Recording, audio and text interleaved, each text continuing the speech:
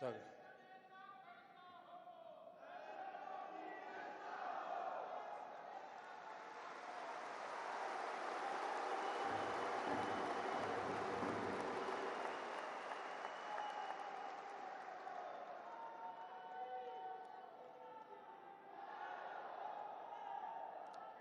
सगळ्या गोवंकारांक माये मोगाच्या युवकात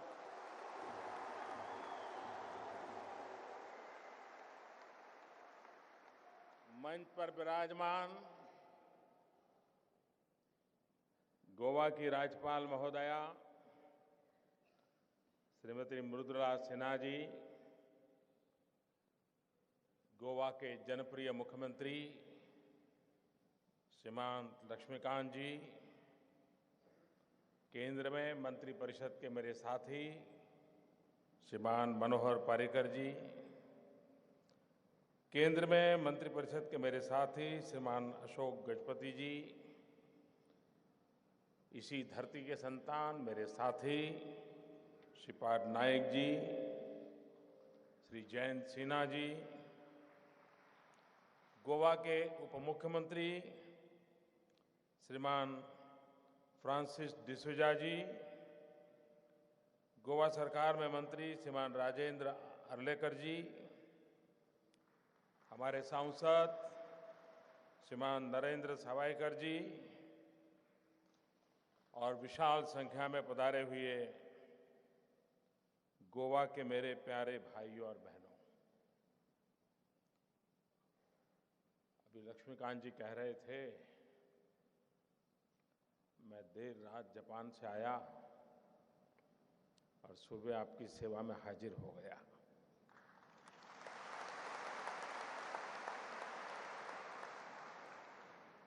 यहाँ से कर्नाटक जाऊंगा, कर्नाटक से महाराष्ट्र जाऊंगा और देर रात दिल्ली में जाके भी मीटिंग करूंगा।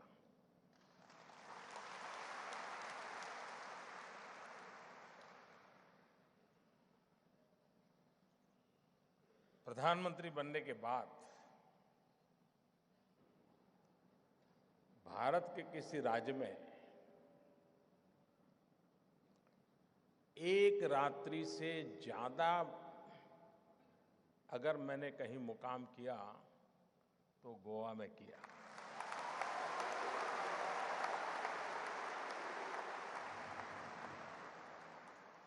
मैं आज व्यक्तिगत रूप से गोवा के लाखों नागरिकों का अभिनंदन करना चाहता हूं, आभार व्यक्त करना चाहता हूं, गोवा सरकार का अभिनंदन करना चाहता हूं, मनोहर जी, लक्ष्मीकांत जी, उनकी पूरी टीम का आभार व्यक्त करना चाहता हूं। कई वर्षों के बाद एक बहुत बड़ा अंतर्राष्ट्रीय इवेंट ब्रिक्स समिट गोवा में आयोजित हुआ और इतने शानदार ढंग से इसकी योजना हुई कि आज पूरे विश्व में जितने भी बड़े नेता आप मानते हैं, उनकी जुबान पर गोवा गोवा गोवा हो रहा है।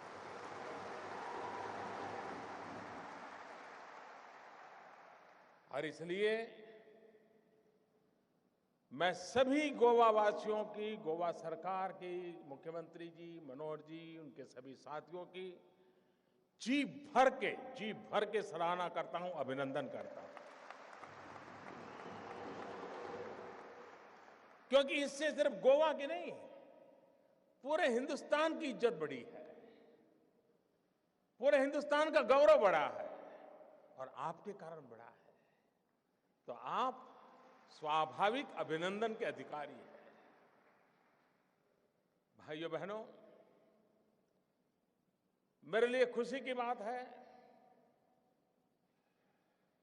आपने देखा होगा कि गोवा में राजनीतिक अस्थिरता की बीमारी इस प्रकार से गोवा को बर्बाद कर दिया। पता नहीं क्या क्या होता था, आपको मालूम है। कभी इधर तो कभी उधर, तो कभी इधर तो कभी उधर।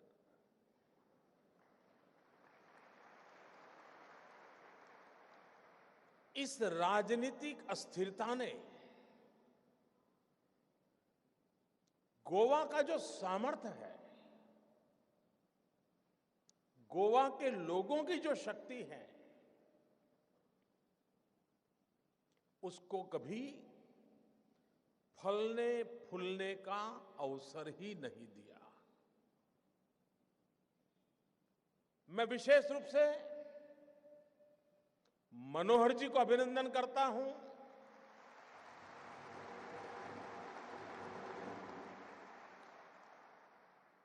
कि उन्होंने एक ऐसे पॉलिटिकल कल्चर को गोवा में लाया है, इसके कारण उनको सहन भी करना पड़ा है, उनको अच्छे अच्छे मित्र गंवाने भी पड़े हैं, लेकिन एकमात्र इरादा गोवा को नई ऊंचाइयों पर ले जाना। और इसलिए गोवा में पॉलिटिकल स्टेबिलिटी 5 साल तक एक सरकार चले, नीतियों के आधार पर चले, गोवा के विकास के लिए चले, लोक कल्याण के हित के लिए चले, ये उन्होंने करके दिखाया है। और 2012 से 2017 की स्थिरता का लाभ भरपूर मात्रा में गोवा को प्राप्त हुआ है। और इसलिए मैं यहां दोनों पार्टियां जो मिलकर के सरकार चला रही है, और सबसे बड़ी बात पॉलिटिकल स्टेबिलिटी दी है, इसके लिए, क्योंकि स्थिर सरकार चुनना ये जनता के हाथ में होता है, और गोवा की जनता ने स्थिर सरकार की ताकत को समझा है। इसलिए मैं उनको बहुत बहुत अभिनंदन देता हूं, उनका वंदन करता हूं। मुझे आज इतनी खुशी हो रही है इस बात की, मैं प्रधानमंत्री हूं, लेकिन सबको मालूम है मैं किस पार्टी से हूं। लक्ष्मीकांत जी मुख्यमंत्री हैं, सबको मालूम है किस पार्टी से हैं। मनोहर जी मेरे साथी हैं, सबको मालूम है किस पार्टी से हैं। हम एक दूसरे की तारीफ करें तो लोगों को लगेगा ठीक है भाई, आप तो बोलेंगे ही ना। लेकिन मुझे खुशी हुई कि एक सप्ताह के पहले एक इंडिपेंडेंट एजेंसी ने, एक बहुत बड़े मीडिया हाउस ने हिंदुस्तान के छोटे राज्यों के हालत का जायजा लिया, अलग अलग पैरामीटर पर सर्वे किया,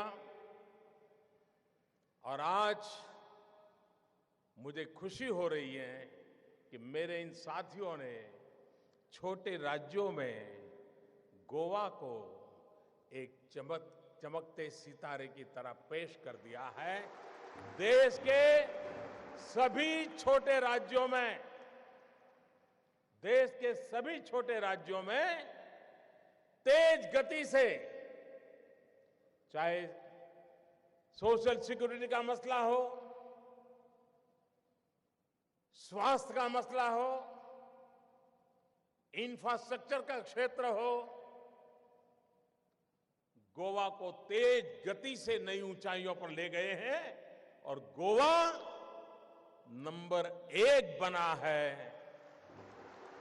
मैं बहुत बहुत, और इसमें गोवा वासियों का योगदान है ही है, उसके बिना ये संभव नहीं होता। और इसलिए मैं आज इस अवसर पर जितना अभिनंदन करूं, जितना धन्यवाद करूं, उतना कम है। मैं जब गुजरात में मुख्यमंत्री था, मनोहर जी यहां मुख्यमंत्री थे, तो मैं एक सीक्रेट बताता हूं आपको।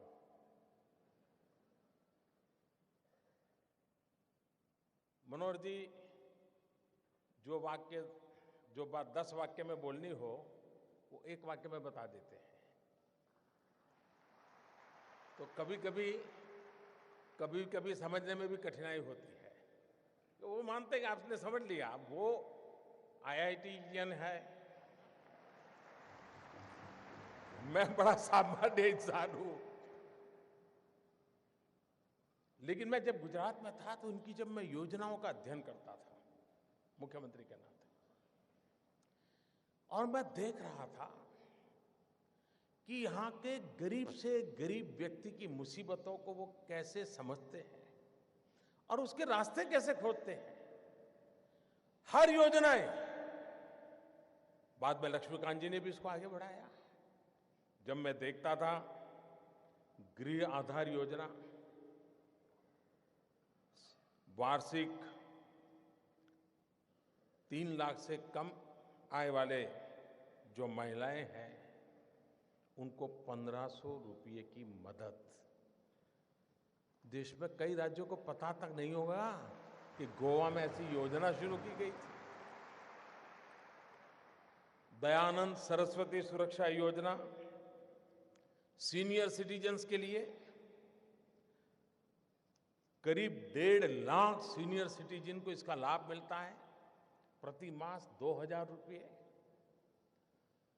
ये सारी चीजें हिंदुस्तान में कहीं नहीं है भाइयों, ये गोवा में है। भाइयों बहनों, लाडली लक्ष्मी योजना, गोवा और मध्य प्रदेश ने इसको प्रारंभ किया और 18 साल की बच्चियों को 1 लाख रुपया। आज गोवा में 45,000 हमारी बेटियां इसकी हकदार बनी हैं। 45,000 बेटियां।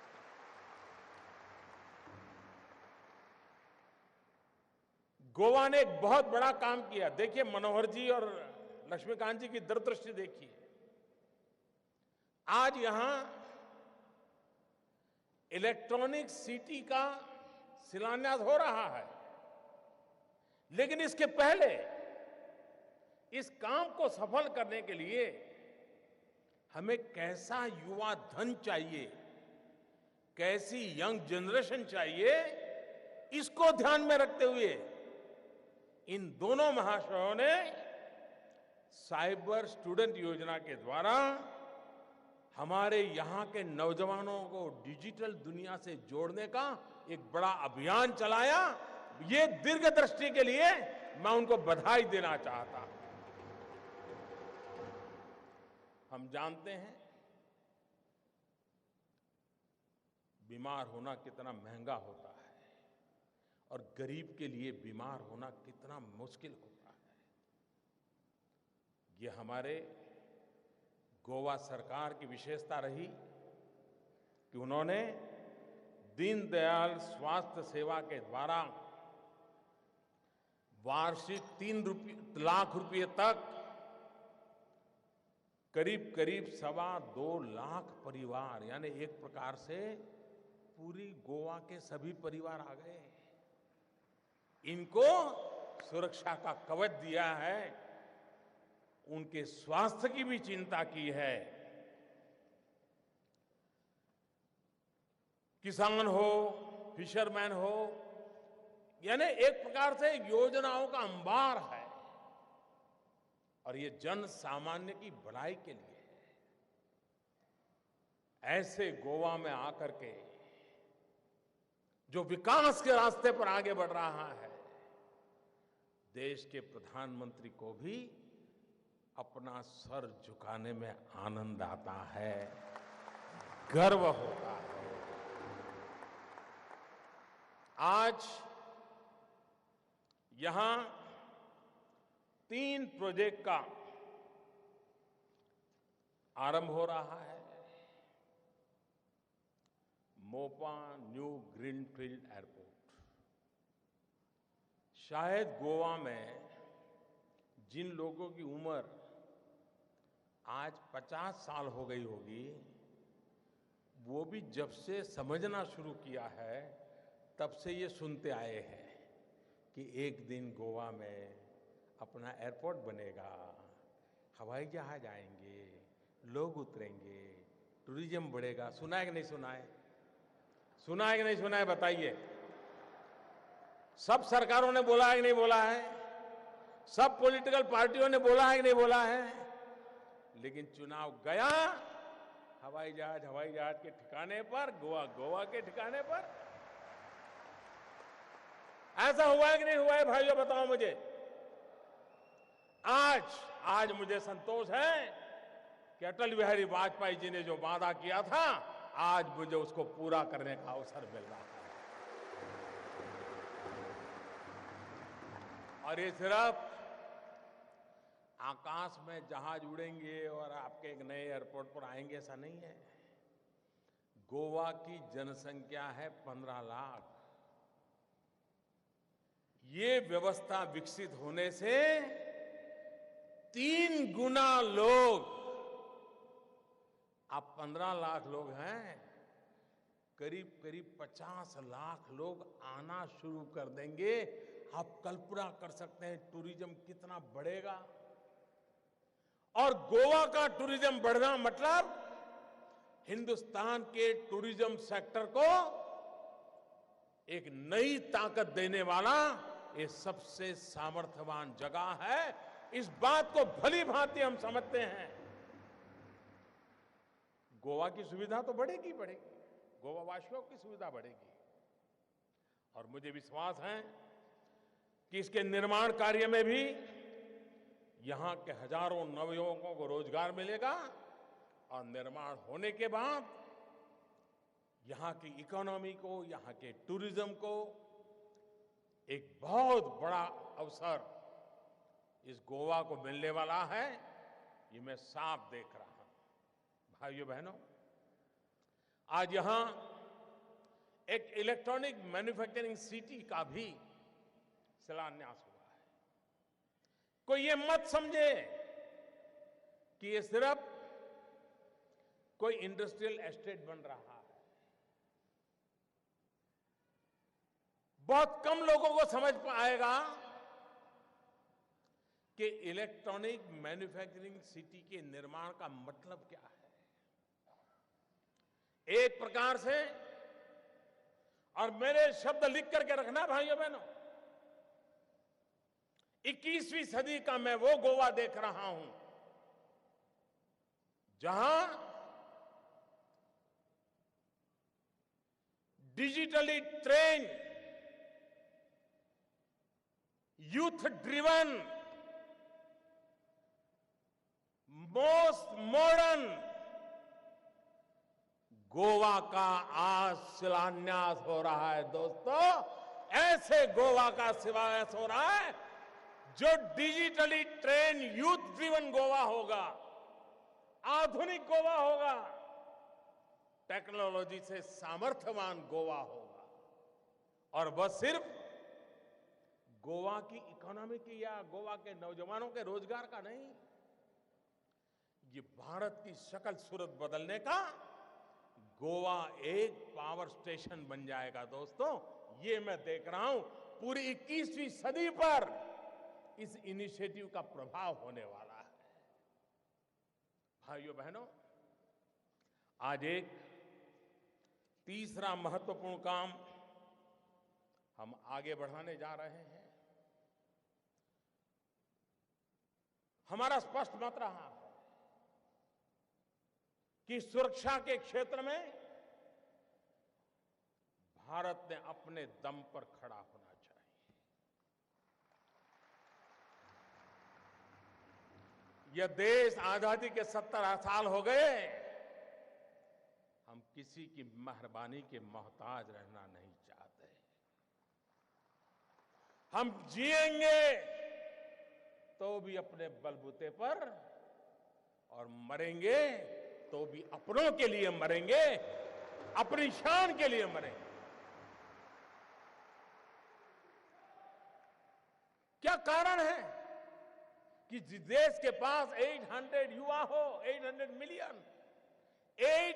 मिलियन 35 से कम आयु के नौजवान हो, तेजस्वी हो, तेज तर्रार हो, बुद्धि प्रतिभा हो, इनोवेशन हो, टेक्नोलॉजी हो, सब कुछ हो, लेकिन सुरक्षा के लिए हर चीज बाहर से लानी पड़े। आज गोवा की धरती पर सामुद्रिक सुरक्षा के क्षेत्र में मेक इन इंडिया की दिशा में एक अहम कदम उठाया जा रहा है। भाइयों बहनों, मैं आज गोवा का एक विशेष आभार भी व्यक्त करना चाहूंगा। अकबर के विषय में कहा जाता है कि उसकी टोली में नवरत्न थे और उन नवरत्नों से, विशेषताओं से चर्चा अकबर के कार्यकाल की होती थी। मैं भाग्यशाली हूं कि मेरे टीम में अनेक रत्न हैं, अनेक रत्न हैं। और उस रत्नों में एक चमकता हुआ रत्न मुझे गोवा वालों ने दिया है। उस रत्न का नाम है मनोहर पर्रिकर। कई वर्षों के बाद देश को एक ऐसा रक्षा मंत्री मिला है जिसने 40 साल पुराने हमारे फौज की समस्याओं का समाधान करने के लिए दिन रात एक कर दिया। अगर मनोहर पर्रिकर जी का इतना पुरुषार्थ न होता, 40 साल से लटक रहा वन रैंक वन पेंशन का मेरे देश के लिए मर मिटने वाले जवानों का काम अधूरा रहा होता। मैं मनोहर जी को बधाई देता हूं और आपका आभार व्यक्त करता हूं कि आपने मुझे मनोहर जी दिए।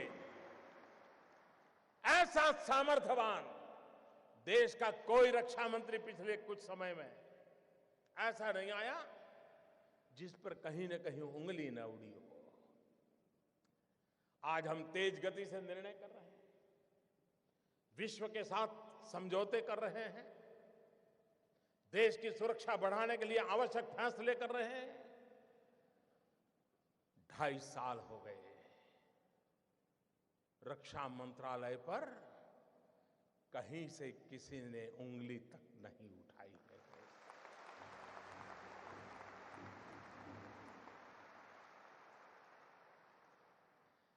मैं मनोहर जी का तो अभिनंदन करूंगा, मेरे साथी के नाते मुझे उत्तम साथी मिला है, लेकिन मैं गोवा वासियों का अभिनंदन करूंगा कि आपने मनोहर जी पैदा किए और देश के लिए आपने मनोहर जी दिए। मैं आपका अभिनंदन कर रहा हूं।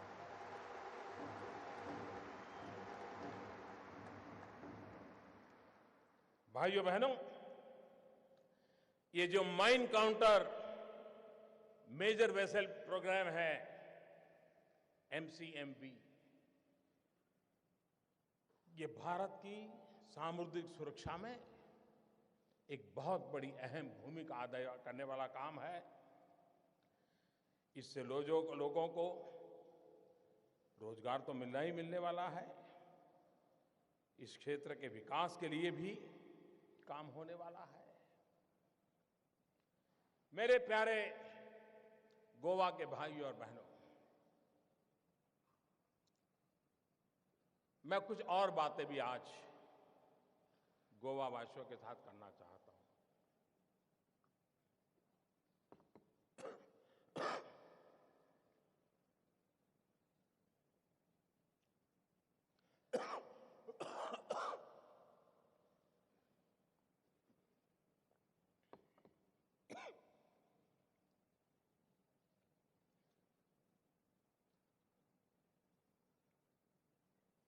8 तारीख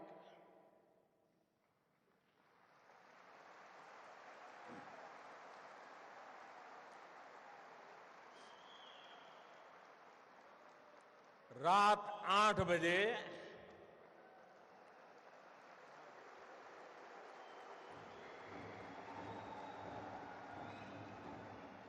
देश के करोड़ों लोग सुख चैन की नींद सो गए।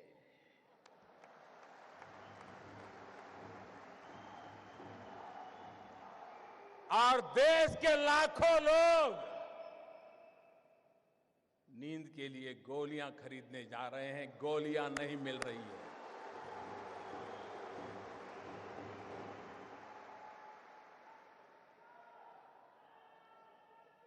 मेरे प्यारे देशवासियों, मैंने 8 तारीख रात को 8 बजे देश के सामने काले धन के खिलाफ, भ्रष्टाचार के खिलाफ मैं जो लड़ाई लड़ रहा हूं, देश जो लड़ाई लड़ रहा है, हिंदुस्तान का ईमानदार इंसान जो लड़ाई लड़ रहा है, उस दिशा में एक अहम कदम उठाया है।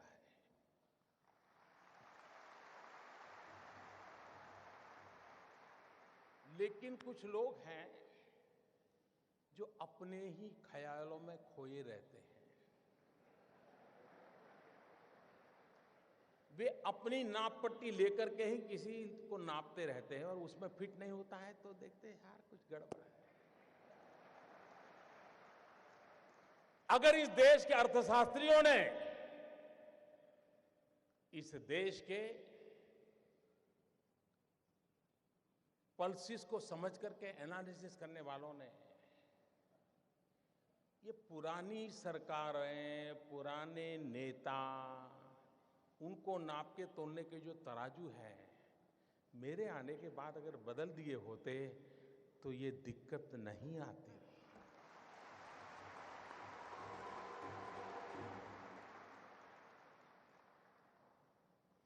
उनको समझ आना चाहिए था कि ऐसी सरकार देश ने चुनी है जिसके पास से देश की अपेक्षा है। आप मुझे बताइए भाइयों बहनों, 2014 में आपने वोट दिया था, भ्रष्टाचार के खिलाफ दिया था कि नहीं दिया था? आप मुझे बताइए, आपने एक काम करने के लिए मुझे कहा था कि नहीं कहा था? काले धन के खिलाफ काम करने के लिए आपने मुझे कहा था कि नहीं कहा था?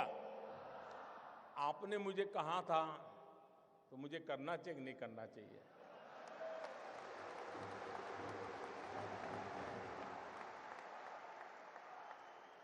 आप मुझे बताइए, आपने जब मुझे ये करने के लिए कहा था तो आपको भी पता था भी ये काम करूंगा तो थोड़ी तकलीफ होगी, पता था कि नहीं था? ऐसा तो नहीं था कि बस आपको ऐसे ही मुंह में पतासा आ जाएगा, ऐसा तो नहीं था ना? सबको मालूम था। ये सरकार बनने के तुरंत बाद हमने एक सुप्रीम कोर्ट के निवृत्त न्यायमूर्ति के नेतृत्व में स्पेशल इन्वेस्टिगेशन टीम बनाई, एसआईटी। दुनिया में कहां कहां ये कारोबार चल रहा है, इस पर ये टीम काम कर रही है और हर 6 महीने वो सुप्रीम कोर्ट को रिपोर्ट कर रही है। ये काम पहले वाली सरकारें टालती रही थी, हमने किया था।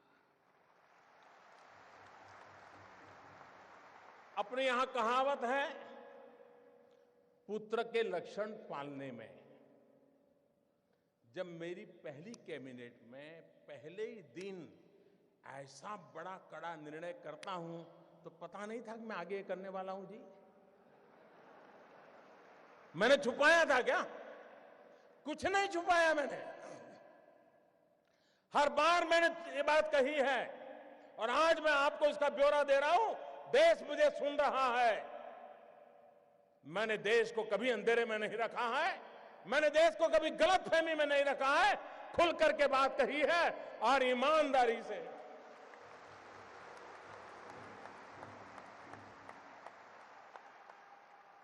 भाइयों बहनों, दूसरा जरूरी काम था दुनिया के देशों के साथ पिछले 50-60 साल में ऐसे एग्रीमेंट हुए थे कि जिसके कारण हम ऐसे बंद गए थे कि हम कोई जानकारियां ही नहीं पा रहे थे।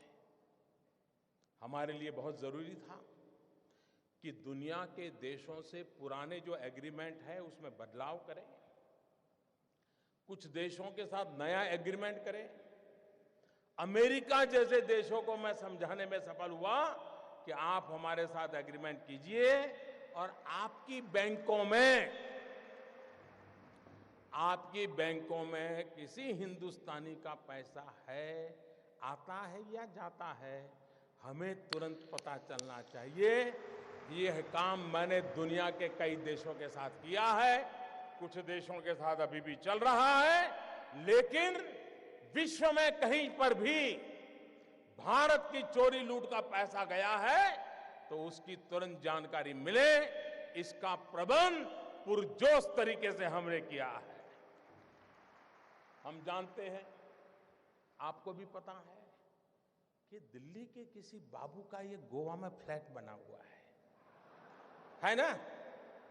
मैं गोवा के बिल्डरों से मेरी शिकायत नहीं है, उनका तो काम है मकान बेचना, लेकिन गोवा में जिसकी 7 पीढ़ी में कोई गोवा रहता नहीं है, वो पैदा हुआ कहीं और, काम कर रहा है दिल्ली में, बड़ा बाबू है, फ्लैट खरीदा गोवा में। किसके नाम? खुद के नाम खरीदते हैं क्या? औरों के नाम से खरीदते कि नहीं खरीदते लोग? हमने कानून बनाया, जो भी बेनामी संपत्ति होगी, दूसरे के नाम की संपत्ति होगी, हम कानूनन अब उस पर हमला बोलने वाले। ये संपत्ति देश की है, ये संपत्ति देश के गरीब की है, और मेरी सरकार सिर्फ और सिर्फ देश में से गरीबों की मदद करना मेरा कर्तव्य मानती है और मैं उसको करके रहूंगा।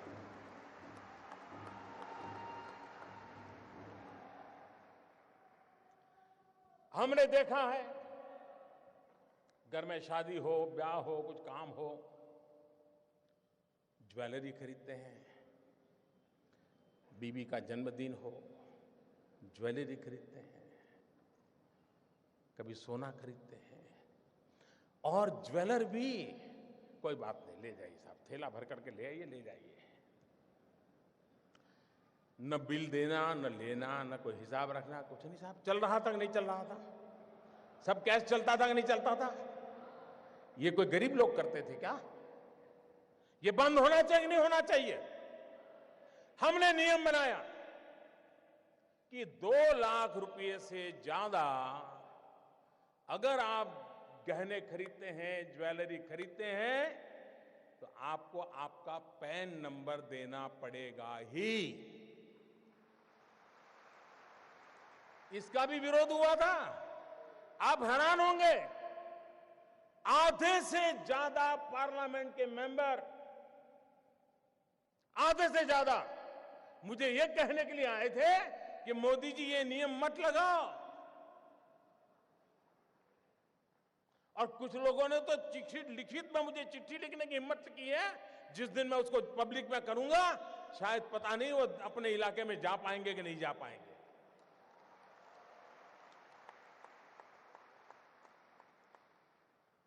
अगर आपके पास पैसे हैं, आप सोना जवाहरात खरीदते हैं,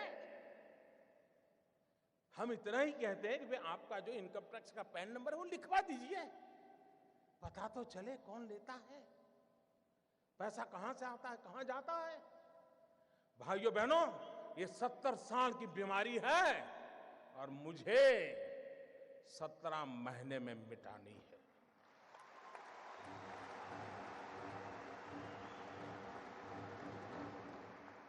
भाइयों बहनों,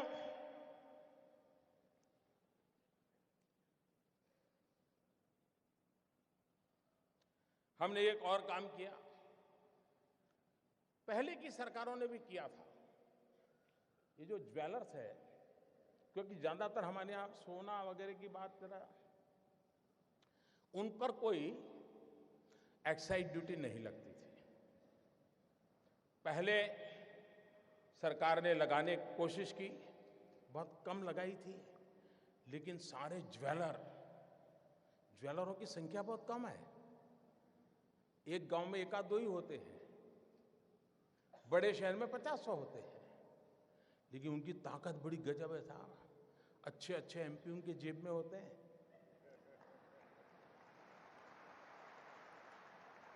और ज्वेलरी पर जब एक्साइज लगाई तो मेरे पर इतना दबाव आया, एमपीओ का दबाव, डेलीगेशन, हमारे परिचित, साहब ये तो सब इनकम टैक्स वाले लूट लेंगे, ये तबाह कर देंगे, ऐसे ऐसे बताते थे। मैं भी डर गया कि यार मैं ये करूंगा पता नहीं क्या हो जाएगा। मैंने कहा ऐसा करो भाई, 2 कमेटी बनाते हैं, वार्ता करेंगे, चर्चा करेंगे। सरकार की तरफ से उनको भरोसा था, ऐसे एक्सपर्ट कमेटी बनाई। पहले वाली सरकारों को ये प्रयास वापस लेना पड़ा था। साहब मैं ईमानदारी से देश चलाना चाहता हूं, मैंने वापस नहीं लिया। मैंने ज्वेलरों को विश्वास दिलाया, कोई आपसे ज्यादती नहीं करेगा, और अगर कोई इनकम टैक्स वाला ज्यादती करता है, आपने मोबाइल फोन से उसका रिकॉर्डिंग कर लीजिए, मैं उसके खिलाफ काम करूंगा। ये कदम हमने उठाया था। जिनको पता हो, यह सारा देख करके समझ नहीं आता था क्या मोदी क्या करेगा आगे। लेकिन अगर आप अपनी दुनिया में इतने मस्त थे कि और पॉलिटिकल पार्टी की तरह ये भी आकर के चला जाएगा, मैं भाइयों बहनों कुर्सी के लिए पैदा नहीं हुआ।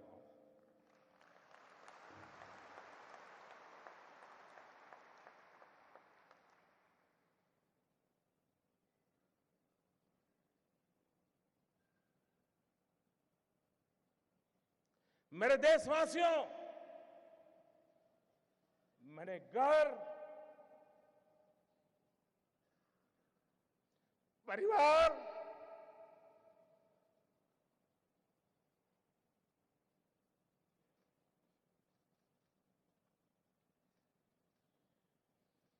सब कुछ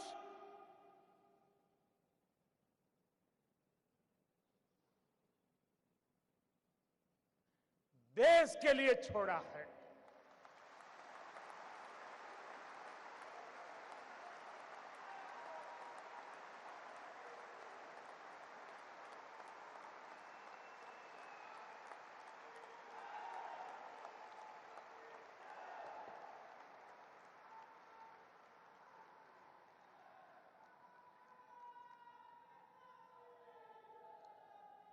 हमने दूसरी तरफ ये भी जोर लगाया,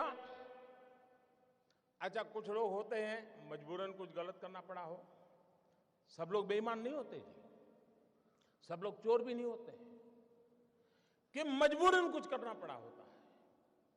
वे अगर उनको मौका मिले तो सही रास्ते पर आने को तैयार होते हैं, और ये संख्या बहुत बड़ी होती है। हमने लोगों के सामने स्कीम रखी कि अगर आपके पास ऐसे बेईमानी के पैसे पड़े हैं, गलत पैसे पड़े हैं, तो आप इस कानून के तहत जमा करा दीजिए, इतना दंड भर दीजिए। उसमें भी मैंने कोई माफी नहीं दी। लेकिन व्यापारी लोग चीजों को समझने में बड़े होशियार होते हैं। उनको समझ में आ गया कि ये मोदी है, कुछ गड़बड़ करेगा। आपको जानकर के खुशी होगी, आजादी के 70 साल में ऐसी योजनाएं कई बार आई, पहली बार 67,000 करोड़ रुपीज लोगों ने आकर के दंड समेत जमा कर दिए साहब। और 2 साल में टोटल सर्वे के द्वारा, रेड के द्वारा, डिक्लेरेशन के द्वारा 1.25 लाख करोड़ रुपया जो कहीं हिसाब में नहीं था, वो सरकारी खजाने में जमा हुआ है भाइयों। 1.25 लाख करोड़ का हिसाब आया है। ये 2 साल में किए हुए काम का मैं हिसाब आज गोवा की धरती से पूरे देश को दे रहा हूं मेरे भाई बहन।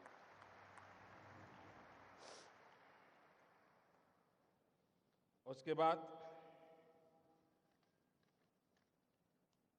हमें मालूम था मुझे क्या करना है। हमने जनधन अकाउंट खोले। जब मैं ये स्कीम लेके आया था तो मेरी कैसी मजाक हुई थी, पार्लियामेंट में भाषण कैसे हुआ था आपको याद होगा। मुझे पता नहीं क्या क्या कहा जाता था। उनको लग रहा था कि मोदी के बाल नोच लेंगे तो मोदी डर जाएगा। अरे मोदी को जिंदा जला दोगे तो भी मोदी डरता नहीं।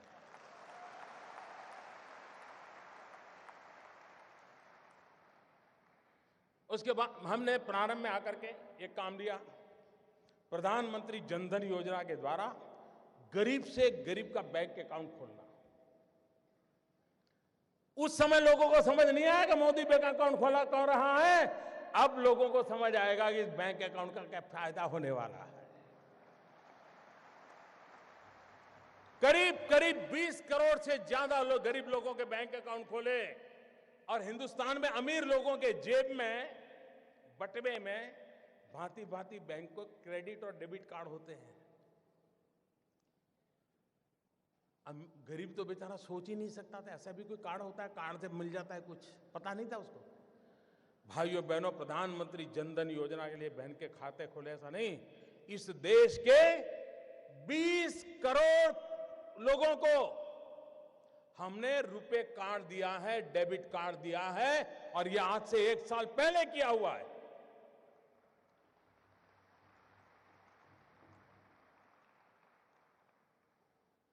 उस डेबिट कार्ड से अगर उसके खाते में पैसे हैं, वो बाजार से कोई भी चीज खरीद सकता है, उसकी व्यवस्था उसमें उपलब्ध है भाई। लेकिन लोगों को लगा नहीं, जैसे हर पॉलिटिकल काम होता है वैसे ही पॉलिटिकल काम नहीं था। मैं धीरे धीरे धीरे देश की आर्थिक तबीयत सुधारने के लिए अलग अलग दवाइयां दे रहा था, धीरे धीरे डोज बढ़ा रहा था। मैं डोज धीरे धीरे बढ़ा रहा था। अब भाइयों बहनों, मेरे देश के गरीबों की अमीरी देखिए। मैंने तुमको कहा था कि 0 अमाउंट से आप खाता खोल सकते हैं। एक बार आपका बैंक में पैर आना चाहिए बस। ये आर्थिक व्यवस्था में कहीं आप भी होने चाहिए। लेकिन मेरे देश के गरीबों की अमीरी देखिए दोस्तों। ये आज जो अमीर लोग रात को सो नहीं पाते हैं ना,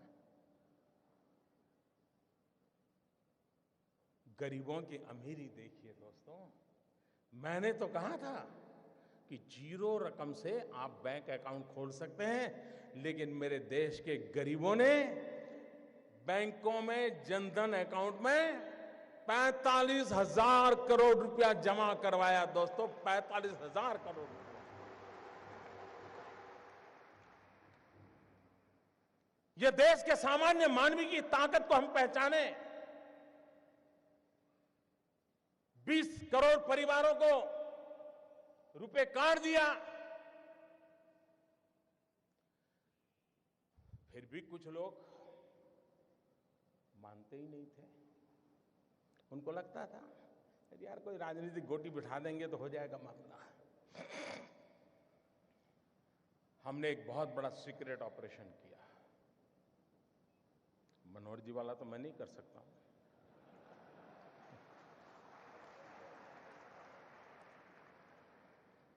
दस महीने से काम पे लगा रहा। एक छोटी विश्वस्त टोली बनाई, क्योंकि इतनी नई नोटें छापना, नोटें पहुंचाना बड़ा कठिन, चीजें छिपाना बड़ा सीक्रेट रखना, वरना ये लोग ऐसे होते साहब, पता चल जाए तो साहब अपना कर लेंगे। और 8 तारीख रात 8 बजे देश का सितारा चमकाने के लिए एक नया कदम उठा लिया दोस्तों।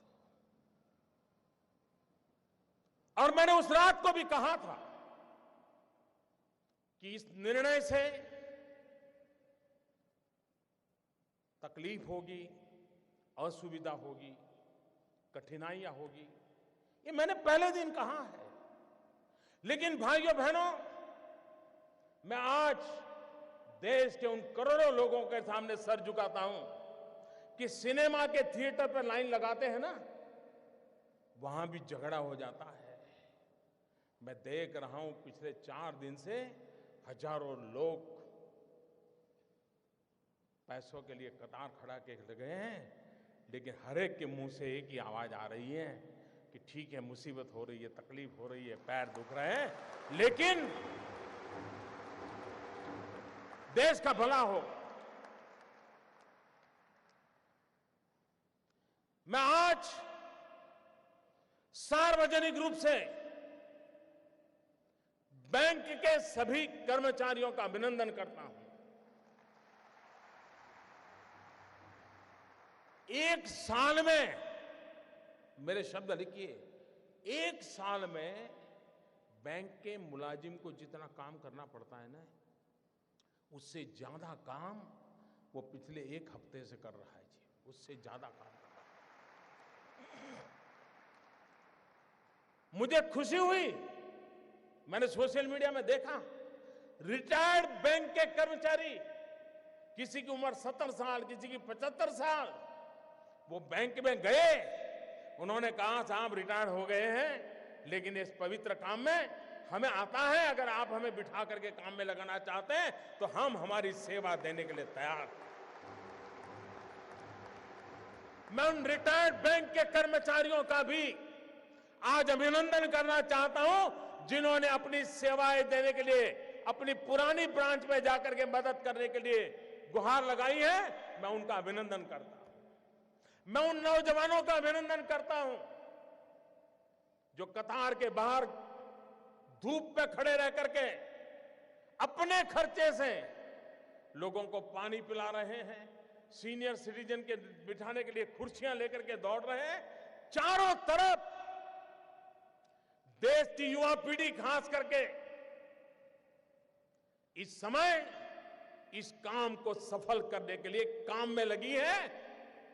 इस काम की सफलता का कारण 8 तारीख के 8 बजे मोदी का निर्णय नहीं है। इस काम की सफलता का कारण 125 करोड़ देशवासी, जिसमें कुछ लाख छोड़ दो, कुछ लाख छोड़ दो, ये जी जान से लगे हैं, इसलिए ये योजना सफल होना सुनिश्चित है। भाइयों बहनों, मैं दूसरी बात बताना चाहता, मुझे बताइए, हमारे देश में मतदाता सूची, वोटर्स लिस्ट,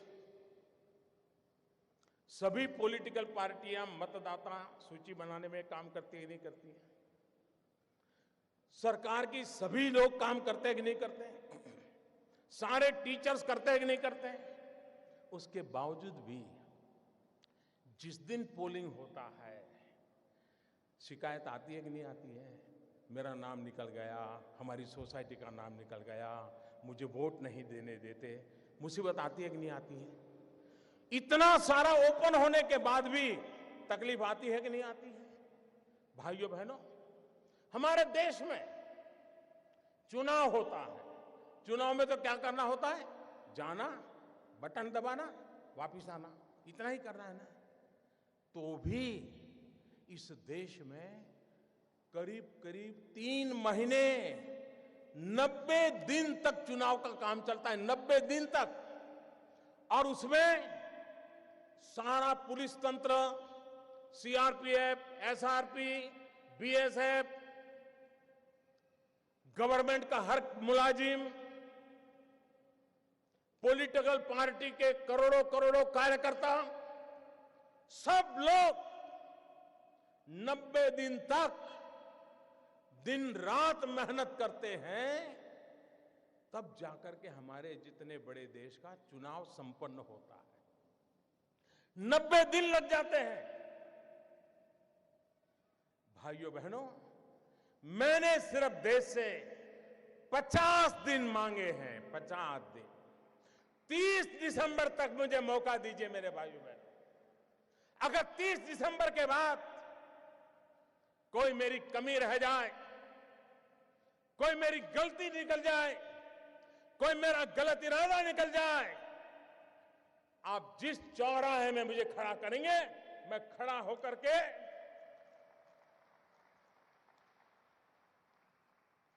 देश जो सजा करेगा वो सजा भुगतने के लिए तैयार हूं।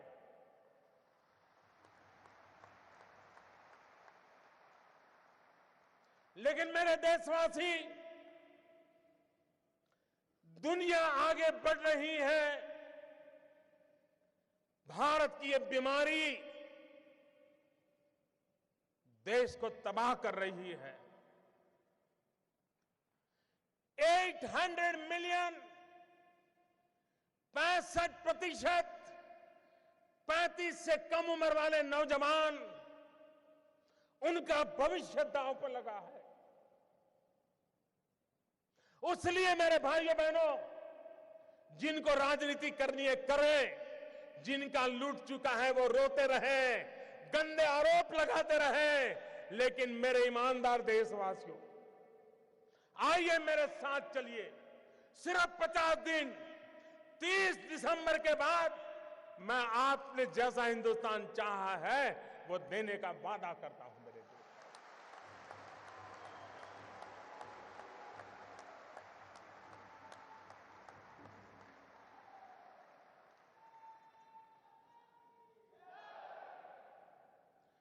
मेरे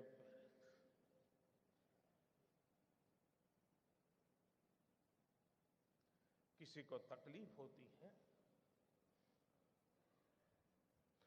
पीड़ा मुझे भी होती है। ये मुद्दा मेरे अहंकार का नहीं है।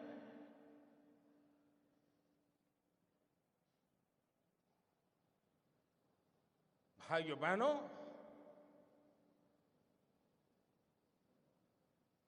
मैंने बुराइयों को निकट से देखा है।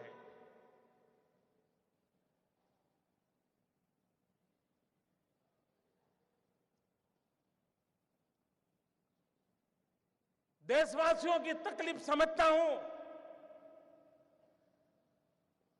उनकी मुसीबत समझता हूं, लेकिन ये कष्ट सिर्फ 50 दिन के लिए है। 50 दिन के बाद हम सफाई में सफल हो गए, और एक बार सफाई हो जाती है ना, तो छोटा मोटा मच्छर भी नहीं आता है मेरे प्यारे भाई, है ना, छोटा मोटा मच्छर भी नहीं।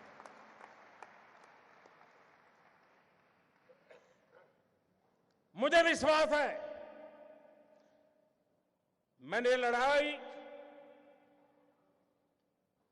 ईमानदार लोगों के भरोसे शुरू की है, और ईमानदार लोगों की ताकत पर मुझे पूरा विश्वास है, पूरा यकीन है, पूरा भरोसा है।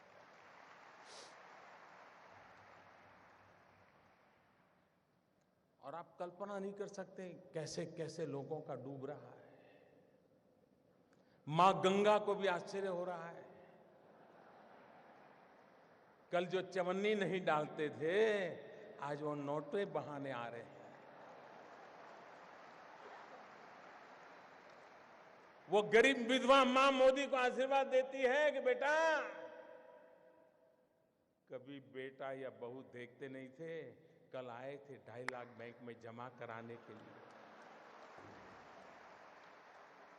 उन गरीब विधवा माओं के आशीर्वाद देश की सफलता के यज्ञ को आगे बढ़ाएंगे। और आपने देखा कैसे कैसे लोग 2G स्कैम, कोयला स्कैम, अरबों खरबों, मालूम है ना साहब, मालूम है ना। आज 4,000 रुपया बदलने के लिए लाइन में खड़े रहना पड़ता है जी।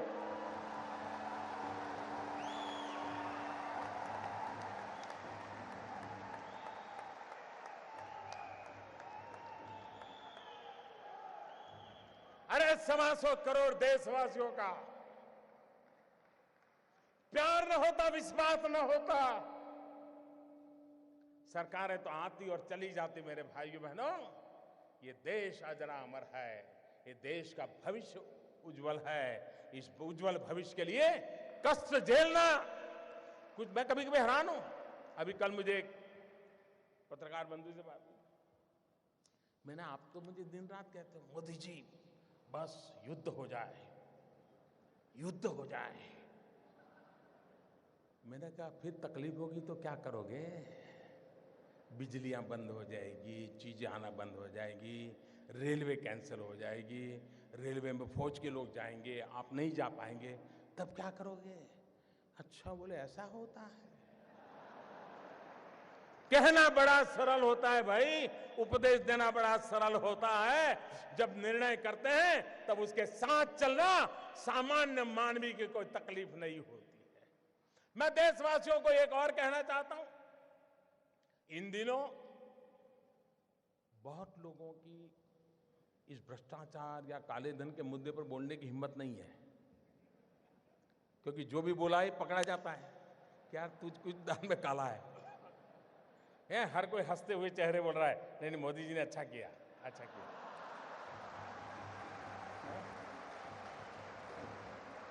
फिर किसी दोस्त को फोन करता है, यार कोई रास्ता है? फिर वो कहता है, यार मोदी जी है, सारे रास्ते बंद कर दिए। इसलिए अफवाहें फैलाते हैं। एक दिन अफवाह फैलाई थी, नमक महंगा हो गया। अब बताइए भाई, 500 की नोट और 1000 की नोट, कोई है जो 1000 की नोट लेके नमक लेने जाता है? ये इसलिए किया जाता है कि उनको मालूम है कि उनका लूट रहा है।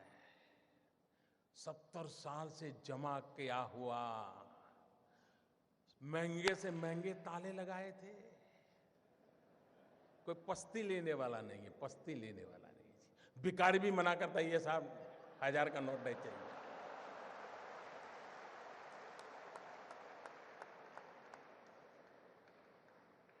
भाइयों बहनों, ईमानदार को कोई तकलीफ नहीं है। कुछ लोग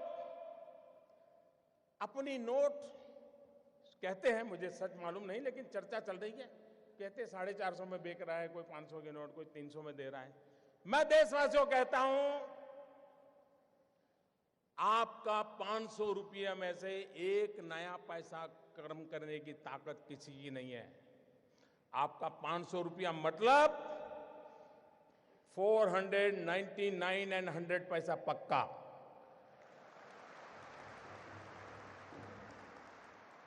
ऐसा किसी कारोबार में आप लिप्त मत होइए। कुछ बेईमान लोग अपने लोगों को कह देते, जाओ लाइन में खड़े हो जाओ, 2-2 हजार का करवा लो यार, मेरा थोड़ा बहुत बच जाएगा। और दूसरा, भाइयों बहनों, मेरा सबसे आग्रह है, हो सकता है आपको पता भी न हो, शायद आपके चाचा, मामा, भाई, पिताजी जिनका स्वर्गवास हो कुछ करके गए हो, आपका कोई गुनाह ना हो, बस आप बैंक में जमा कर दीजिए, जो भी दंड देना है दंड दे दीजिए, आप मुख्य धारा में आ जाइए, सबका भला है। और एक बात और कहता हूं, कुछ लोग अगर ये मानते हो कि आगे देखा जाएगा, तो कम से कम वो मुझे पहचान ले।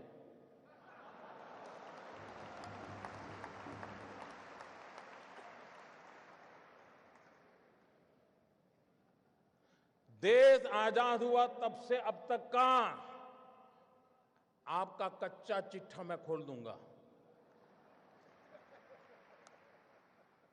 जिनके पास ये बेईमानी का है, वो मान के चले कागज का टुकड़ा है, वो ज्यादा कोशिश ना करें, ज्यादा कोशिश ना करें, वरना सरकारी मैं इसके लिए अगर 1 लाख नए लड़कों को नौकरी देनी पड़ेगी दूंगा और कोई इसी काम में लगाऊंगा। लेकिन देश में ये सारा कारोबार बंद चल रहा है, उसको बंद करना है। और अब लोग मुझे समझ गए हैं। इतने दिन उनको समझ नहीं आया, लेकिन जरा ये डोज ज्यादा आया तो समझ आया। लेकिन ये एंड नहीं है, ये पूर्ण विराम नहीं है। मैं हाथ खुल करके कहता हूं, ये पूर्ण विराम नहीं है। देश में भ्रष्टाचार, बेईमानी बंद करने के लिए मेरे दिमाग में और भी कई प्रोजेक्ट चल रहे हैं।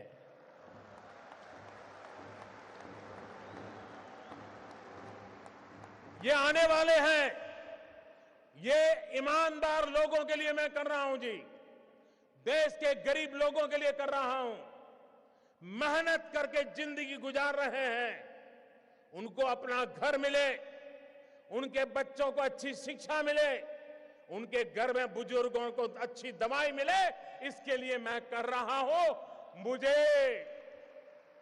मुझे गोवा वासियों के आशीर्वाद चाहिए। आप खड़े होकर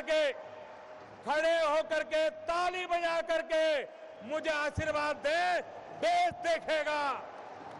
देखेगा ईमानदार लोग। इस देश में ईमानदार लोगों की कमी नहीं है।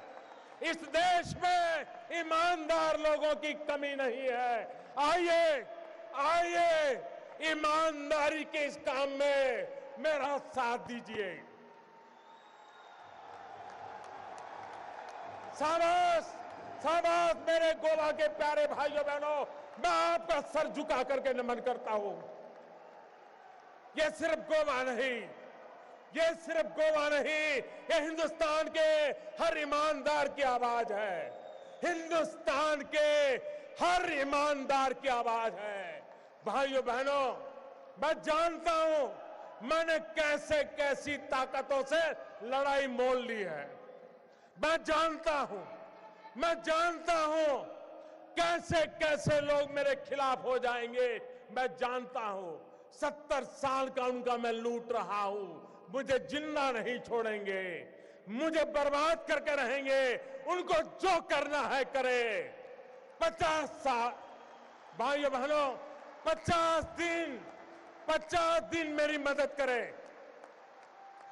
देश 50 दिन मेरी मदद करे। जोर से तालियों के साथ मेरी इस बात को स्वीकार कीजिए आप। बहुत बहुत धन्यवाद।